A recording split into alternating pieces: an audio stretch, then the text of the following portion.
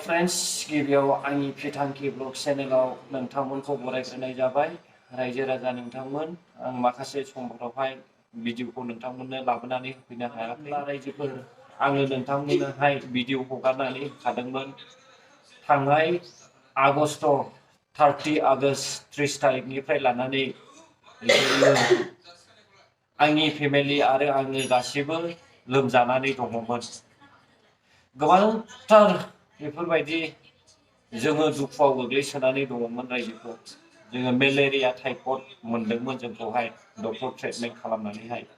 बेनिखायनो जोङो खामानि दामानिबो मावनो हायाखै आरो बेफोरबायदि भिडिअफोरबो हगारनो हायाखै। बेबायदिनो जोङो देहाफोरखौबो बिराद दुरबल मोनदों, मोनगासिनो दङ। गुजुनायाबो इसेबां हामाखै, बिराद गुजुनाय जादों। बे गुजुनाया हामोब्लानो एसे मोजांसिन मोनसिगौ होननानै सानदों आरो आङो।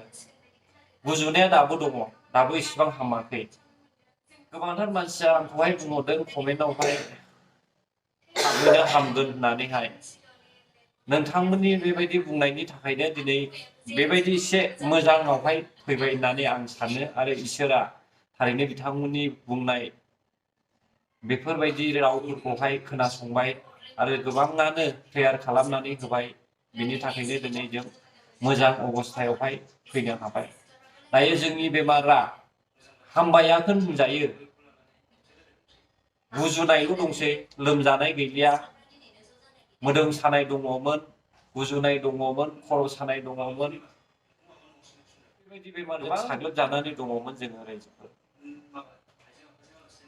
नाथाय दायो इसोरनि अननायाव बेफोरो दा गैलिया। दा गुजुनायल' एसे दंसै रायजोफोर।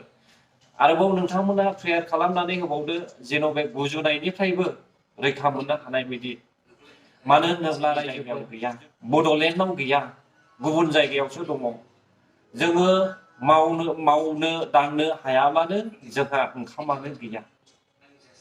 जुदि बेफोरबायदि लोमजानानै थाबाय थायोब्ला जोङो सोर ओंखाम होनो रायजो राजाफोर।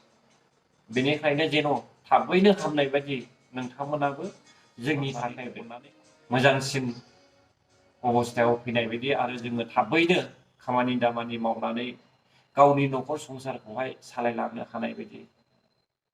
स' रायजोफोर, आं नोंथांमोननो भिडिअखौ दाख्लैनि समावबो हगारना होखादोंमोन, मिथिखाबाय नोंथां। अब्ला रायजोफोर, आं बेसेखिनि भिडिअखौहाय बेयावनो दोनथ'नाय जासिगोन। जायफ्रा मोजां मोनो लाइक, कमेन्ट, शेयार, साबस्क्राइब खालामनानै होलायब्लानो जाबाय।